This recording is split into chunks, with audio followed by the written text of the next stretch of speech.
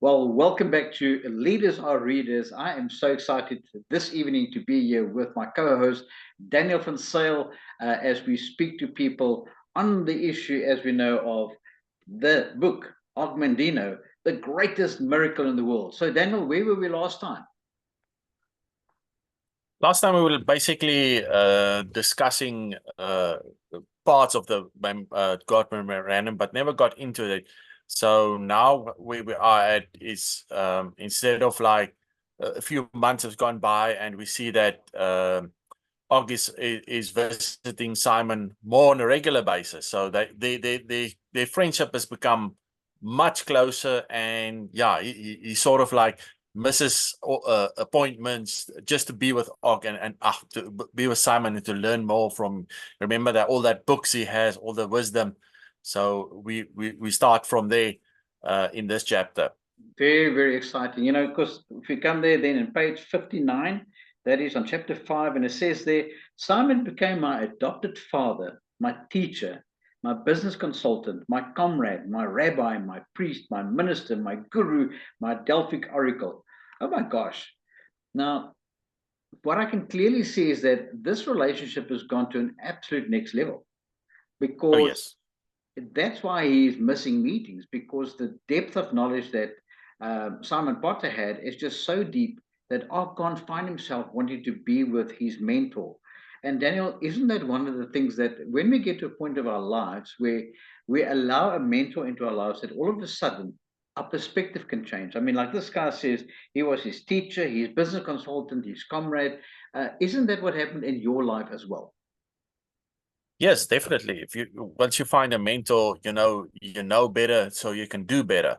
So that is I would say in this case happening because of all the wisdom and knowledge that Simon possessed. Og wanted to learn that as well, and we always find it when we have a mentor, when you adopt a mentor, when you learn from them, we tend to want to learn everything that they know, and it's a good thing because we skip the lessons that mentor or the mentor that mentor's mentor actually had to go through.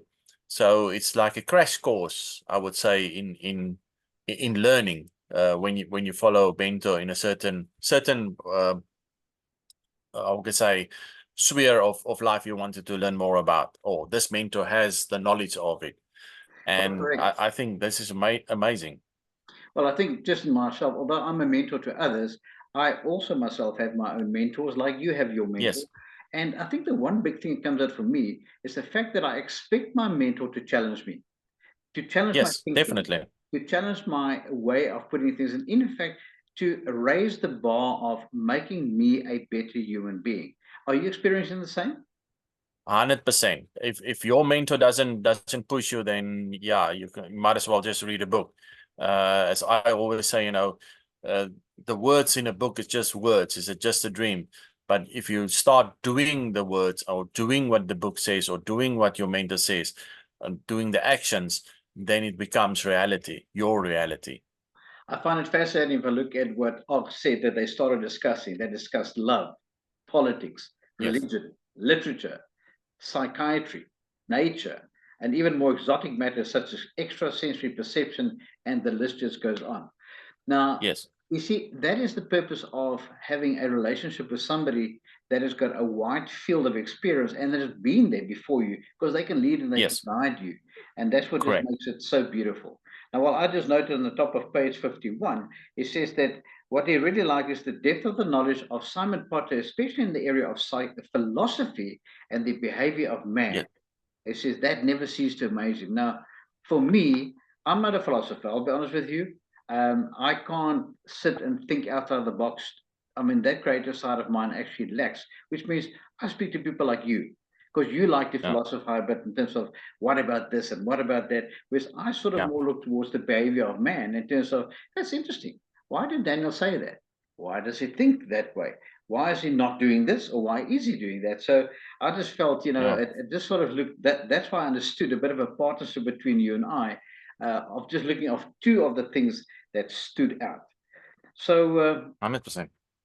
there you see on top of 51, it says, once he interrupted himself while deep in violent condemnation of the attitude of complacency, lack of pride, and the standard of mediocrity, that he was convinced it became our world's way of life to ask me if I realized that by listening to him, I was taking a pre-rag picker course.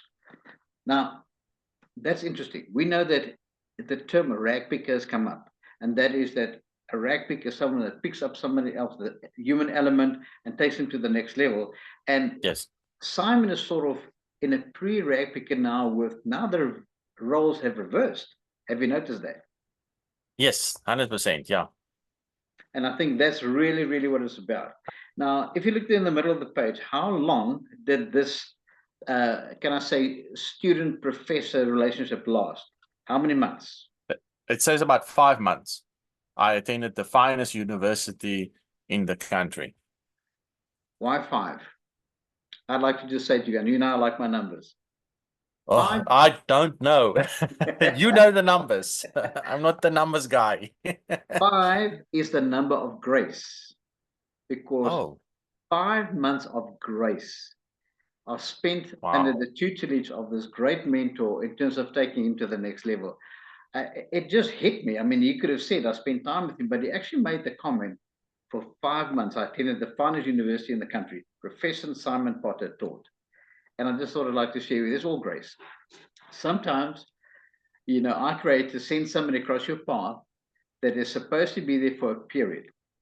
In this case, his period was for 5 months, and it's just absolutely beautiful. And if I go down the middle, it says, God had never placed any of us in a hole from which we could not grow. And I think Yes. that's where it is. I mean, it's all about growth. The people who are interacting with us, I can see, are hungry to grow. That's why they are. Yeah. Yes, agree with you. Great point. And it's so nice to have our listeners on here again. And thank you for your participation. And you know what? We want to ask you a question or two as we go on. And that is that, do you believe that there is value in having a mentor? You can actually Yeah, put that I would down. say, yeah, so right there for all the people watching it recorded or today or maybe later on, write in the comments. First question is, do you have a mentor? Yeah. And if you don't have a mentor, would you like to have a mentor? Correct. And if you don't have one, how do you go about getting a mentor? Correct. I know that Daniel's got an answer there for you. It's very easy. So there's three questions for you guys. Write down in the comments what you want, or who's your mentor. And if you don't have one, would you like to have a mentor? And then we maybe can help you on that one as well. Wonderful. So that is a challenge that starts right there and then. Okay. So then we speak about, and if we had looked at ourselves in a prison of failure and self-pity, we were the only jailers, because we had the only key to our freedom. And it comes back to speaking Correct. about how you and I hold that key to our freedom. And that is that, will we choose to get out of it, or will we just accept our circumstances? Now, what do you think, if you had to sort of weigh up this balanced beam of life, how many people do you think just accept the norm, and how many break out and go the other route? What is your experience, Daniel? I would say not a lot of people want to break out, because breaking out needs that thing of, you need to take responsibility. And a lot of people don't want to take responsibilities for their actions and where they are in life. And I think that is a lack. And as I say, what you just said, you're the one who put you in the jail, your own jail, and you've got the key to let you out. But for you to let you out, you need to take responsibility for that. And I think that's a lack of that we have in this world. And as we go further, we'll see in this chapter, we'll see a little bit more of that, on how you need to take responsibility for where you are, and then change it by doing stuff a little bit different. I had to smile when I saw what Og Mandino did here, and he says, it's like we want to just go back into our mother's womb, into that security of just being secure. We're safe from the world, and we want to do nothing.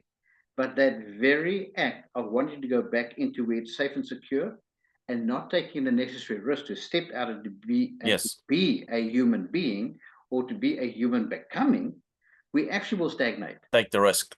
Yeah, and take the risk. We need to take the risk. Yeah. So it's all about, and Maslow speaks about the Jonah complex. And that's exactly what it's about. The innate desire to hide from the possibility of failure. But Daniel, how can we go through life if we don't fail? Surely we're going to fail somewhere. Yeah, you're definitely going to fail, and don't see failure as a bad thing. I see failure as opportunity to learn. Yeah, you might do it this way, and then you failed, and now you know that way doesn't work. I mean, the same with the light bulb.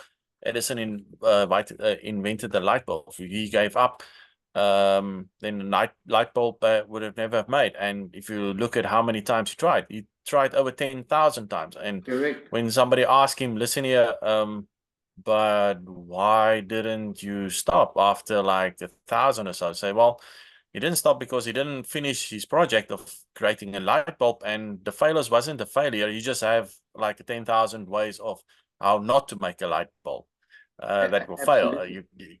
And the one that works. So yeah, it's about failure. It's not about a bad thing. It's a good thing, because it just is. You should see it as a training mechanism, also, or as a training for you to see, like, okay, that didn't work, but so let's try something different, instead of like a negative part of life. I Quite mean, like everybody failed at something. Everybody failed at something.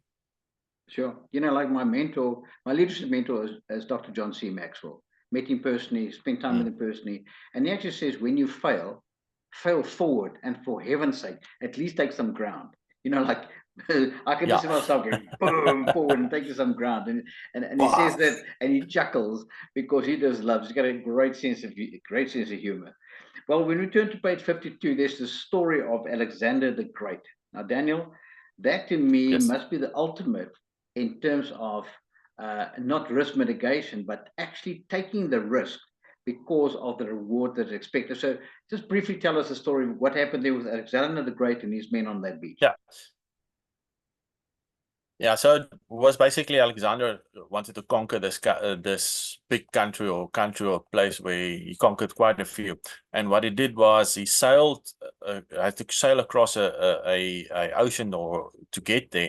And so when he got to the shores, he told his men to listen here, the boats that you see there that we came with, you need to burn them. And then when the boat started burning, he addressed his men and said, listen here, that boat, because they was outnumbered. I mean, I don't know how many to 1 or 100 to 1.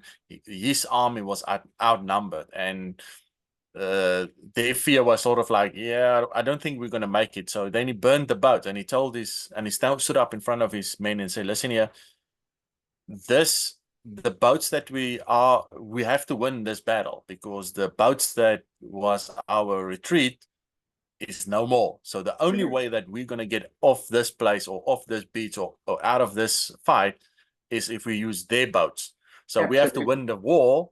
We have to win the war for us to get home. So we either die on this beach or in this war, or yeah, there's no other way going home. Well, just imagine, unless we have victory. Sometimes life throws us a curveball that we actually have our burnt bridges, our burnt boats behind us, and yet all we can think of is the boat that we had, as opposed to realizing that that boat will never, ever be there for us again. And it's time to sergeant forward, fight the fight of life, fight the good fight, and to say, hey, we'll use their boats because there's always a solution. And I think we all are guilty that we don't follow that solution always to go for it. Yeah, to victory, yeah. Yeah. Well, then we go and we look at the middle there, and he quotes Faulkner, and it talks about reinforcement of arguments. It says, one of the saddest things in life is that the only thing we can do for 8 hours a day is work. We can't eat for 8 hours. We can't drink for 8 hours. We can't make love for 8 hours. But the only thing that we do for 8 hours is that we work. And guess what we do is, Daniel, we all fall into that security of, hey, I'm at work for 8 hours, and that's why we think it's the right thing to do. But what if you hate your job? Is that the solution? Is that the right place to be? I mean, yes, you're getting paid for it, but you hate it. Yeah. Why do it? Why don't people break, as it were, burn the boat to find a new boat to go off the shore? Why is it that people will stick it out and they just will not move on? What is it? It's just like, I think it's, yeah, I would say it's part of the fear that we have, the fear of if we do quit or we do abandon this job that we hate at the moment, what's next. It's the fear of the unknown. I think that's a big thing that keeps us in the mud and muck, or in the mud, so to say, and keeps us looking at the bridge that we don't want to burn, because what's next? And it's the fear of the unknown. And also the security of there is an income coming in. Yes. So Yes. the fear of the unknown, saying what if I'm not going to get it? But 10 to 1, if you just venture out, you're going to actually do better than what you did before. Of Okay, course. obviously, I'm not saying to anybody who's now has a job but hates his job to resign tomorrow, walk in and say, I'm resigning. No, no, no, no. Use wisdom. Find yourself another job, maybe in an area that What's the plan? What's your plan? Make a plan. Your talent, who you are, but then go and resign. Look, one thing I can tell you now, there are some people like with behavioral type like myself that are radical in terms of taking action. Yeah. I mean, I'm a radical action taker. It's like, okay, I've got this message. This is just for me. It's like God spoke to me, and I walk in tomorrow and I resign. Well, that's a lack of wisdom. All right, that risk taking is not what we're talking about. What we're talking about is change your circumstances by evaluating where you are and saying to yourself, out of 10, how happy are you really? How fulfilled are you at your current job? And if you're telling me that your fulfillment is a 1 or a 2, well, I'm challenging you tonight. Even if you need to go and meet up with another mentor, change your circumstances, because it's not floating your boat. It's time to move on. Yeah. It's what I always say, change your mind, change your reality. And what this also can mean is, say, for instance, you are in a job and you don't like it, or you hate it, then acquire more skills to move to another place. And that's, again, change your mind, put some new programming in, so that your reality can change, so that you can move to the different job or a different skill set that you acquire. And I laugh, our mentor, Robert Hollis, actually asked somebody a question. He said, okay, if I guaranteed you that I'll pay you $1 million, and I challenge you in the next 60 days to learn a new language, will you be able to do it to such an extent that at least you can have a conversation and understand broad concepts in 60 days? And you go like, 60 days for a new language is a bit crazy. But if I challenge you without a doubt, shadow of a doubt, and I'll give you $1 million, Daniel, won't you and I go full tongs and do it, because we now have the security of the finance? And I think this is we will find the person to teach us that, or the right person that can teach us that language, like ASAP, like the fast way, the shorthand, if I put it that way, of that language, to learning it. But one thing we're going to find out in this chapter, it's not just about money. It goes far beyond just money. Far beyond. Okay. But you know what happens to men the moment they get challenged to change their circumstances? They normally fall back in terms of that which is lacking. And I like how they said there on the top of page 53. Let's talk about, he had little sympathy for those who blamed themselves for poor fortune and the handicap. And then he mentions a few people.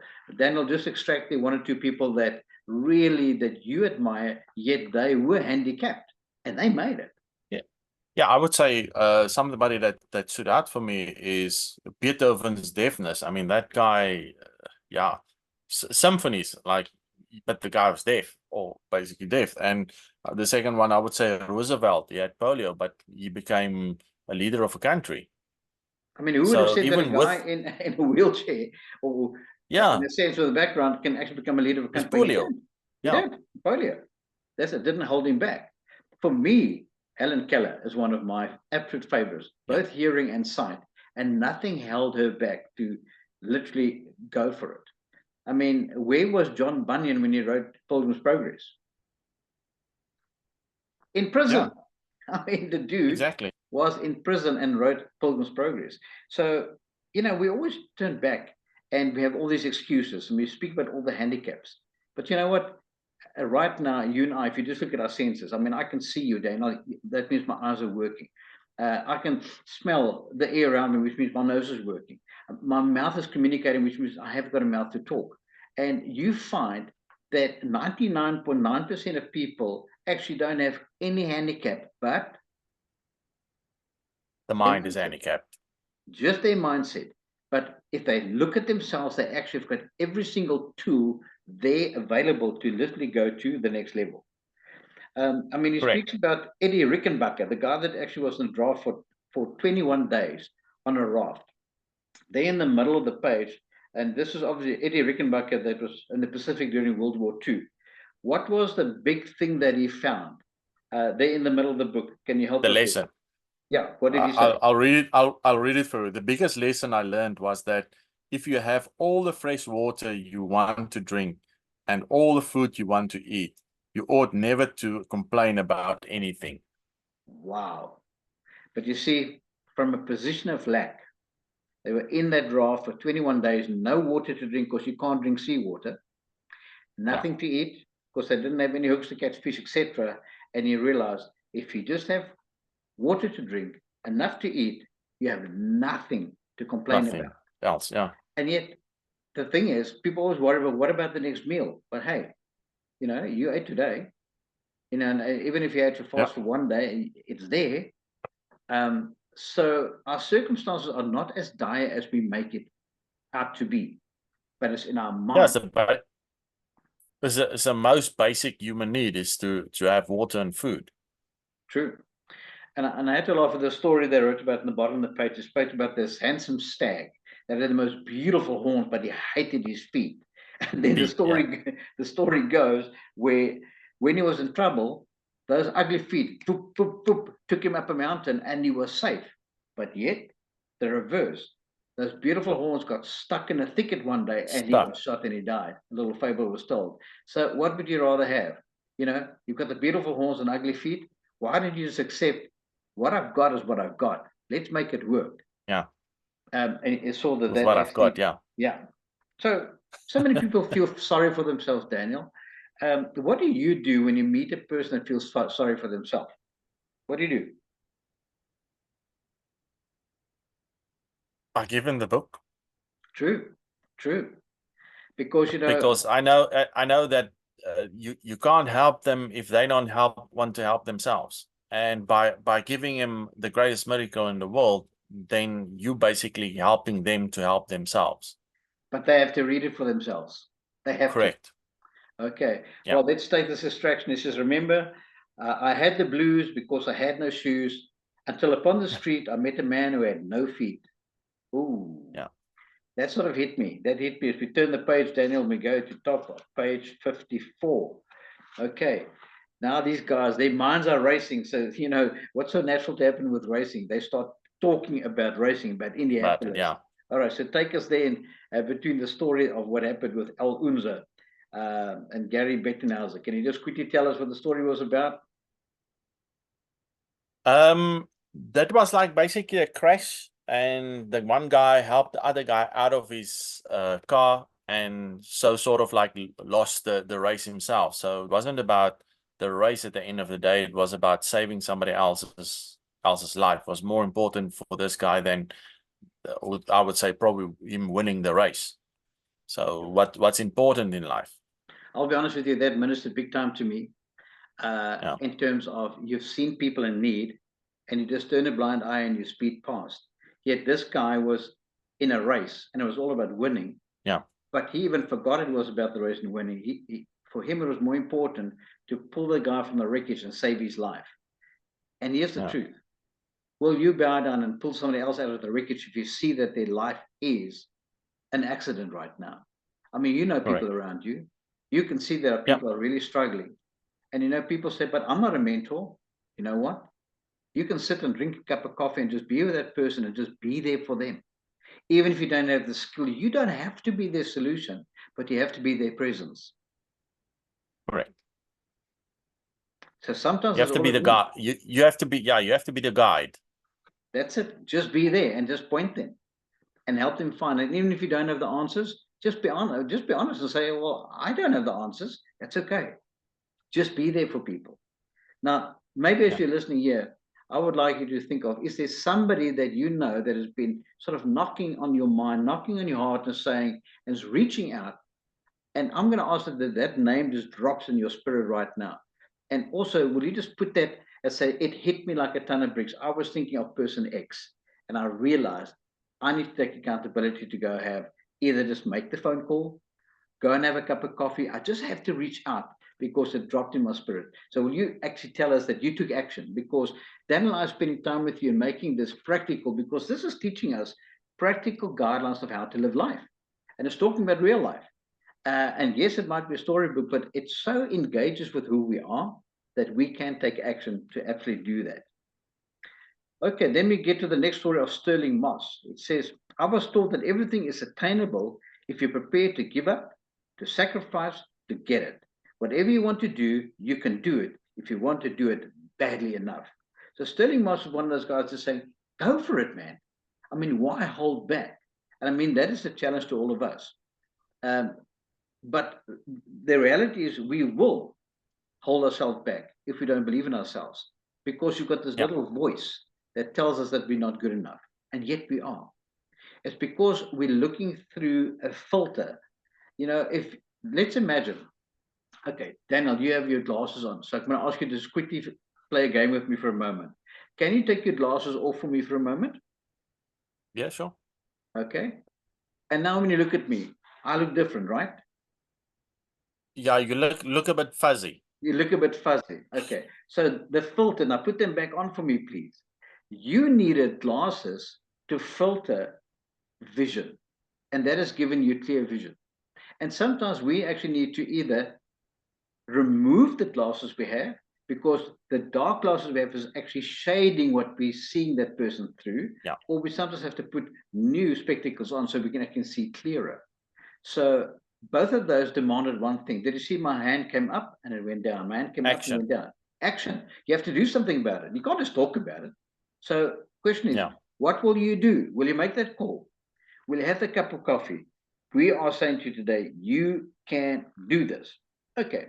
So then we see something written sort of in the very bottom of that page there, page 54. What happened to, they said about the instructors? Which one is that? From Sterling Moss's instructors. Page 54. Of course, some the instructors say that the instructor says most of the drivers on our national roads abandon their cars too soon when they see an accident coming. So if they were driving and they're like, oh crap, I'm going to be in an accident, they give up instead of like trying to save the car and themselves from an accident. And I found that actually very, very interesting when I read this. And I thought to myself, but surely you try and do something. Yes, but no. Most people just sit and see it happen. But it's because they don't put themselves in the pressure cooker of life sufficiently to be able to think under pressure. So if you've got a lot of pressure in your life, guess what? You're a blessing to others, because your ability to be in that pressure cooker and to be able to think and to be there for other people is a blessing to other people. So I know you didn't want to hear that. I don't want the pressure cooker, but you know what? It's giving you the skills. It's equipping you to go and help others. That's really what it's doing. Okay, we hit to page 55. The one person, Winston Churchill. I mean, if there's one thing, I can still hear it. I saw the movie. I don't know if you saw the movie. It's 6 words. 6 words. Never give up. Now, you can't say it like that, Daniel. It is more like never surrender. I'll never forget it. I saw that movie, smoking his cigar, and I mean, the way that he did it, but he actually was adamant, and that is what he had his back against the walls, but he will never surrender. He will never give up. Now, I'm asking that everybody listening in, that you will say to yourself, I will never give up. Because you know what? Life's worth living. Maybe we need to tweak your self-esteem a bit, because you see, it's all because a lack of self-esteem is what it is. And a lot of people are living a death. It's a living death that they're experiencing because of the self-esteem. In other words, you've allowed yourself to wane. You've allowed yourself that your light is not shining as bright as it used to shine, and you feel like you want to quit. But I just want to say to you tonight that you can actually break out of it, because if you don't, well, there could be consequences.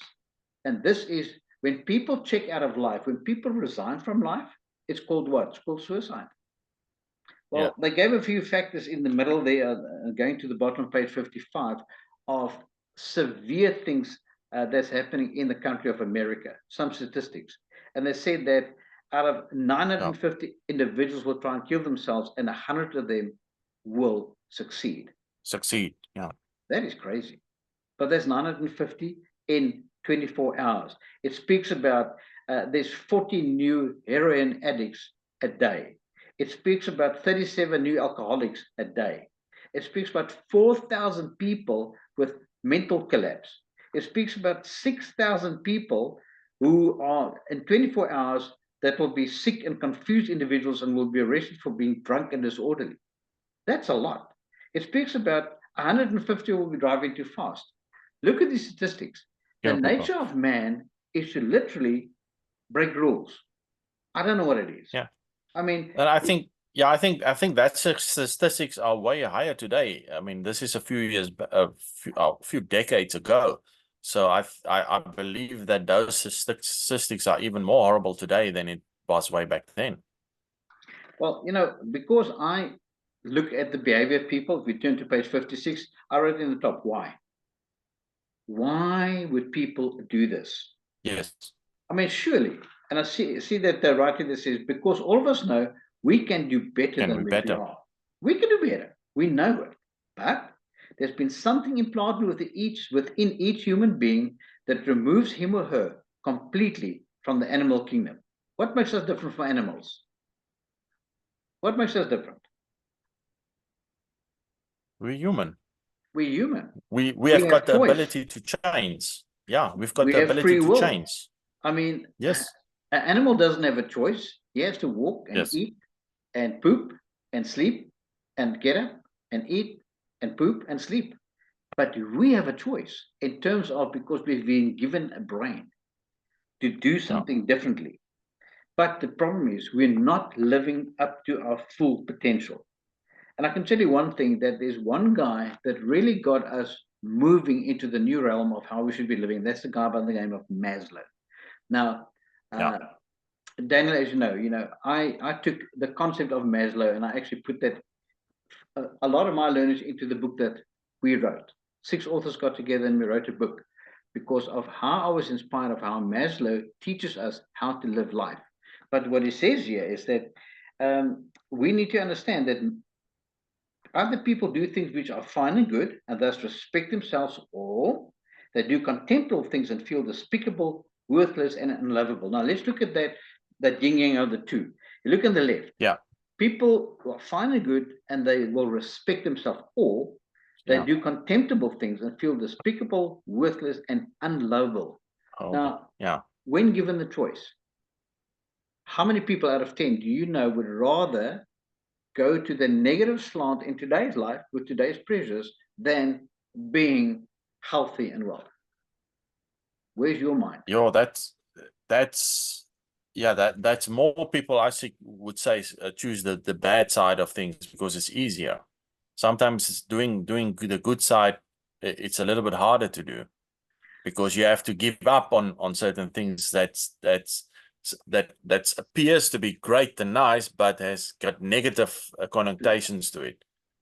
And I think that I would say 7-10, 7-3. And you know what? Maslow agrees with you. He agrees with you. Yeah. Because he says, I believe that most humans feel despicable, worthless, and unlovable without doing contemptible things. Why is it? Correct. We don't know. But there's this voice, okay? And it says, small acts that tarnish their already bruised self-image is enough to increase their self-hatred. Many of us have not only have the will to die, we also have the will to fail. Now, yes, I don't want to ever go back to this page 56 again, because this puts me in the doldrums. I mean, that so many people not only have the will to die, but they also have the will to fail. They want to fail. No. I want to just shake it. But yet, I remember a time when I was exactly there. And I want to be real for a moment, Daniel. It took a guy like you, my rag picker, to go, hey, Ant, I'm here for you. And we sometimes get to that point where we just are at the bottom of the barrel and we are scraping it. But yet, we can choose to get up. So what will make the difference? So you're going to tell me, you go to the page 57, Vincent Peale spoke about it. Vincent Peale. I mean, if most of us are unhappy only because we have problems, people say we've got problems, so they focus on the problems and say, well, that's what makes them unhappy. And then say problems are big and small, will be with every one of us so long as we live. So no matter what you do, we all have problems. And I would say, from my point of view, the way to that, to happiness is not a cure for all, but it's an antidote. True. To that to the problems that we have. Michelle and that is where we're coming next. Michelle and I, my wife, for those who don't know, my wife's Michelle, we actually have a motto that we live by: choose to be happy. Come on, you can't always be happy being married to me. I understand. I fail you. I don't listen. Like I say to my wife, if you don't have my eyes, you don't have my mind. Because why? She often speaks to me, and I'm like, but you never said that to me. And I had to come to a point to say to her, but I'm not avoiding you. It's not that I want to be against the grain, but I honestly was concentrating on something else. I just did not hear you. And then when we realized this, we agreed that if you don't have my eyes, you don't have my mind. And now it's so beautiful that at least we found a solution. And I'd like to encourage you, if you're listening in tonight, and say, what will your motto have to be for your relationship? It might be a work relationship. In my house, we said we choose to be happy. And we also found a solution, and that is that because my mind's all over the place. I'll be honest with you, I'm borderline ADHD. Really, I am, because my mind's all over the place. That's why I'm also dyslexic. But it's because my mind is going so fast. So find out what works for you. And hey, what did it take of me to admit I don't always listen, or I don't always concentrate? Nothing. It was just reality of face facts.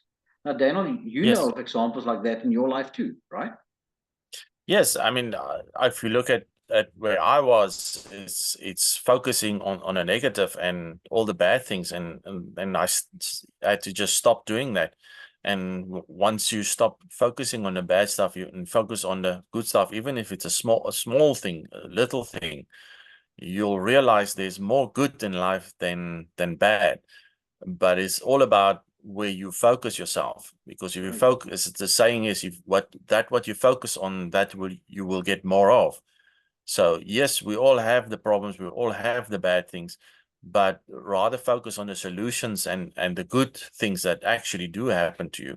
And that way you will always, the happiness, as we talk about, or that you were talking about as well, then you will find more happiness, and that is the antidote to all the problems you normally used to face, all the negative. That's basically the answer to that. True. Now picture the scene.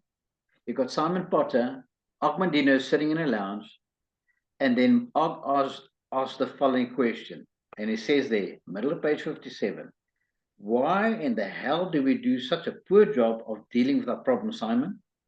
Why are we also unhappy with the ingredients for happiness is all around us?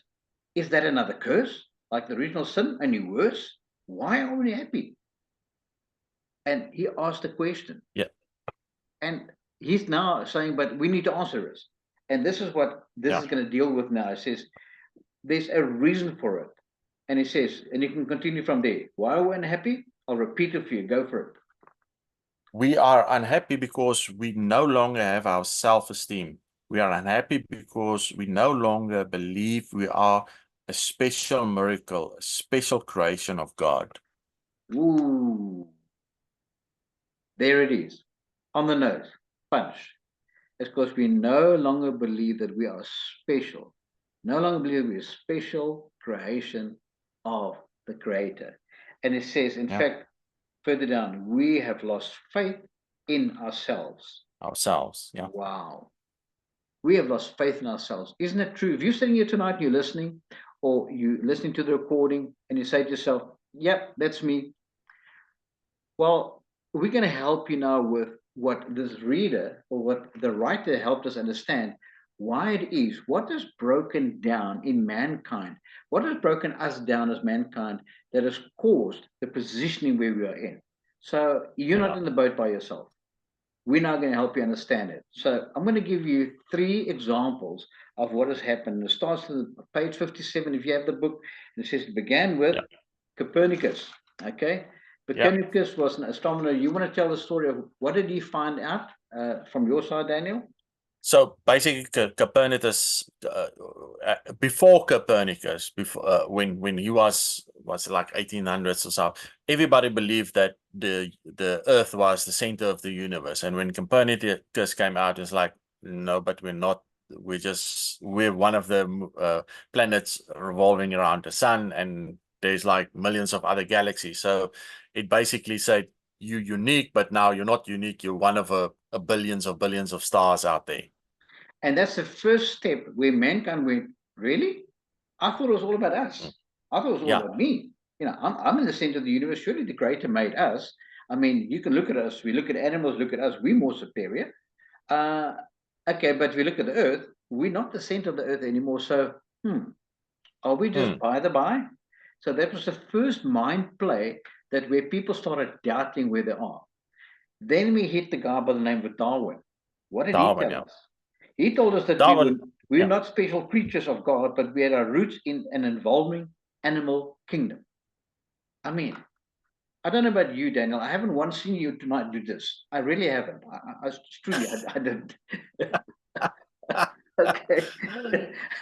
I mean, but Darwin came and helped people believe that, you know what, we came from the animal kingdom. And that we evolved. And I mean, if you just think about it, I mean, if you ever have had the privilege of being there at the birth of a child, I mean, one thing, you know, this nose, it's quite hard. I mean, if I turn mine sideways, you can see it actually protrudes out. Do you know that at birth, this nose here is absolutely, it's got no bone in it until 2 days after birth, then it develops a structure. I mean, your esophagus is absolutely fully flexible, okay, until 48 hours after the breathing process happen. I mean, what do you happen to the baby? You turn around, you slap its ass, and it starts crying, and then that's when the esophagus really ignites and becomes part of the tissue of the body that now has a function to work. I mean, you can just look at the bodily function. I mean, come on. But yet, Darwin influenced us to say, what, you know, we're nothing special. First was Copernicus, then it was Darwin, and then came the dude that I really dislike a lot. Freud. What did he say, Daniel? I want to kick. He says that. He says, well, you're not really in control of your thinking. It's all the stuff that's in your unconscious that came from the past that influence you. So you're not really in control. It's your unconscious mind that's in control. And you know what? This one-liner today is so true for so many households. And it says now, from early childhood, experiences involving love and hate and repression, now buried deeply within your subconscious mind. That's just what you needed. Now we had a license from one of the world's most brilliant medical authorities to do anything we wish for and to others. We no longer needed a rational explanation for activities. Just act and blame the consequences on your father or your mother. Oh my word, like dish, that hit me. How we blame our parents for who we've become. What nonsense. But you know what? It's very subtle. It's the Freudian influence because it's been implanted. So all the time there's doubt. I mean, I can just go back to the beginning of a good book that says, did God really say? You know, I can see the little head going on. I mean, doubt. Doubt is such a big thing today in terms of who we are. So at least give yourself a break tonight. If you listen, you say to yourself, but I'm one of those with poor self-esteem. Yes, at times I thought to myself, I would like to sign out of life. I want to resign from life. Life's just not worth living. You've been under such influences from a global perspective that you've been brainwashed. You've been brainwashed so that you start believing that you are worthless. And that is the biggest lie from the pit of hell. All I want to say to you is, okay. So then, Daniel, how do we pick it up from there? How do we get out of this when they start telling the story in the middle of the page? It's basically just to add to what we just said is like in the middle of place. He said if we're not he takes all of that stuff together. Just what he says that if we're not godlike people, if we do not live in the center of God's world, if we are really if we are really only animals and we cannot control and explain many of our actions, then we are not of any more consequences than the weeds in our garden. That really hit me at the end of the day. Ooh, like a little weed in the To garden. add with if you put the three things that we basically talk now, to take all of that together, then yeah, what he basically compared this to is like, yeah, we're nothing. We're a blob in the universe. And then no if you put wonder it they that go way. to, they say that, well, let's get rid Yes. of ourselves. We drive as fast as we Yes. can, let's drink as much as we can, let's eat as much as we can, we're tired. We just tell ourselves we're worthless anyway. And is that exactly Correct. what we do? We start Yes, we do. spiraling down. We start believing all this nonsense of that is wrong. I just want to read there in the bottom page. Professor Edward Dewey and his Foundation for the Study of the Cycles of the University of Pittsburgh. He actually spoke about the things about self-esteem. And he speaks about what happens when it says those years I purchased a large collection of back number copies of the Foundation's monthly magazine and cycles. And he started speaking about cycles, that cycles even start influencing people. And he says that when all the planets align, we can sometimes even because of the alignment go a bit crazy. Well, then all men are going to say, yeah, how come the planets only align for women and not for us? But guys, don't go there. Don't go there. You'll get your butt kicked, I promise you. It says for all of us. All right. So there are influences. If we just look at what happened at 60, the influences do play a factor that affects our activities and our attitudes. It is true. But then again, it's all about how do we cope with that? Do we fight it? Or do we love who we are? What are we going to do? And I just highlighted at the bottom of page 60 of myself, Daniel, I said, he says that we may all be puppets on a string and must learn what controls the string out there and then cut it. Otherwise, we'll never reach our full potential, nor will we ever regain our self-esteem. In other words, cut it, sever it. Yes. Don't allow it. Okay. And if you are on this talk today, we want to challenge you. Will you, with us, just put down there and type, I'm cutting it. No more. Because you know what? You are better than that. And you want to conquer this and say to yourself that you have self-worth, you have self-esteem, and you're no longer going to be part of it. So this right there, I'm cutting it. Done and dusted. I challenge you to do that. All right. Daniel, page 61. It's basically what all this comes down to is no matter what we do, and also with this guy, outside influences, there's always going to be things happening in life, whether we like it or we don't, whether we plan for it or we didn't plan for it. The things are going to happen. Life will happen. The real question is, what are the influences, Daniel? And page 61, and that's where we're going. Those influences are hitting us. Give them to us. Negative garbage. It's newspapers, television, radio, anything that the inputs, anything that you put into your mind, and that will happen, whether you like it or not. The real thing is, and the real crux of it is your reaction towards it. Correct. That will determine whether you're happy or unhappy. If you go, as I always say, here in South Africa, we've got taxis and guy just slam in front of you. So you on your way to work driving, and this guy just slams in front of you or slams the brakes. And you take that small little 1 minute or 60 seconds of thing, and now you go off on this guy, blah, blah, blah. And you let that small, insignificant few seconds rule your whole day. Now you fed up and crazy and cranky the whole day. Why? For that few seconds that you felt like, ugh, why do we do that? That's the thing, how you react to things like that. So if you react like this is crazy and you go out and you let it rule your world, yes, you will receive that. But if you say, okay, maybe this guy was on his way somewhere, maybe he didn't see me or anything, then you forget it and it's like, oh yeah, it just happened. And you'll have a beautiful day because then you've got open, your mind is open to focus on the good again and not on make that small incident rule the whole day. Confession time. You know what I've done? My wife and I have agreed, whenever that happens to us, we're going to say, Shane, he's in a hurry on the way to the hospital. Let him be. Yeah. And because Yeah. we've added reason to his action, Yes. it's become more palatable for us and more acceptable for us. Now, obviously, a lot of questions that you can ask. What? How? Why?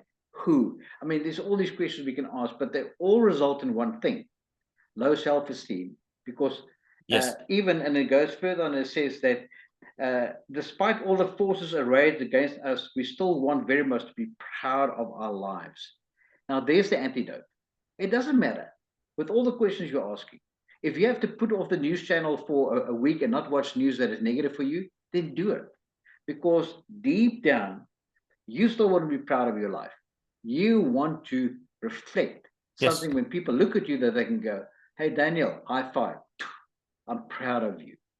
Unlike all those Renaissance paintings where these people with their arms out and help Yeah. me, and they lost. And I mean, look, I've been in Paris, and I've been to the Louvre, and I've seen those paintings. Yeah.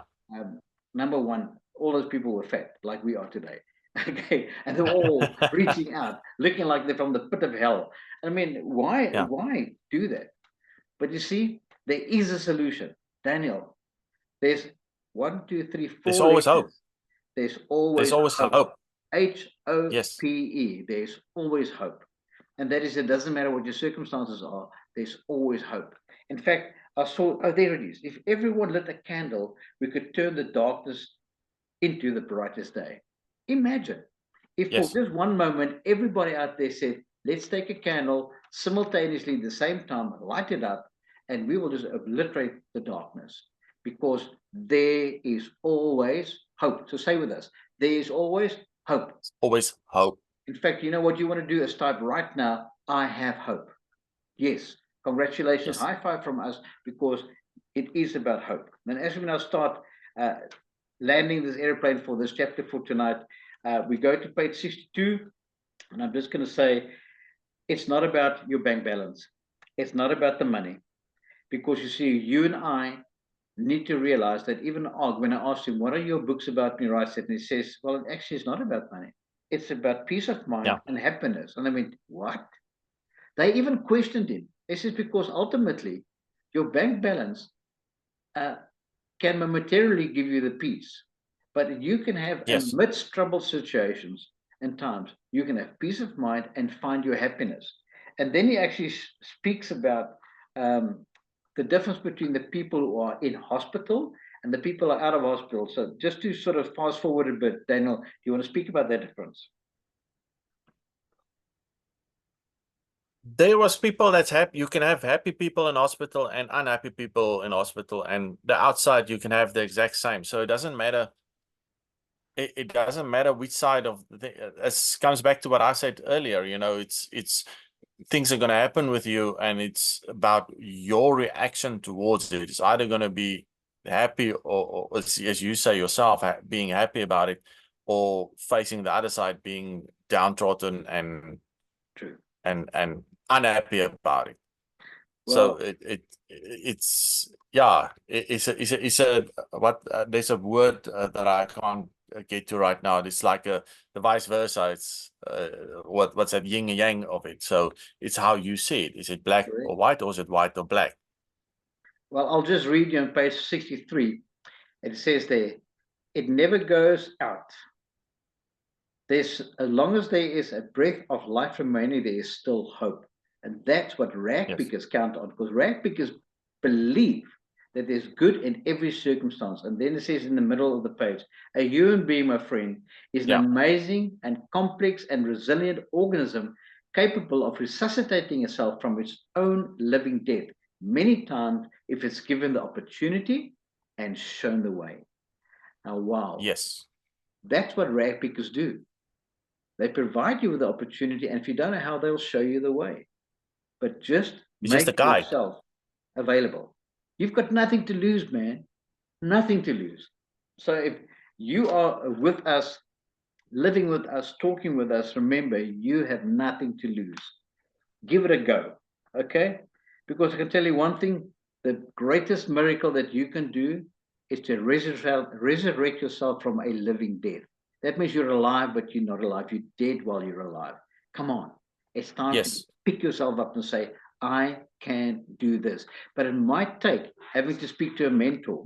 It might take to say, what am I going to do to actually get there? And this is what this book is about, is to get you to think, how do you reignite that hope inside of you? How do you get that spark to get back? So what did Emerson say there at the bottom of page 63 for us, Daniel? Yeah, that's fits in greatly with what Emerson said. I was going to say that now. Our strength grows out of our weakness. Wow, our strength grows out of our weakness. So when you're at your weakest, you can dig down once more and find the strength to make it. And that's my encouragement. Yes. Dig deep, because we can do it.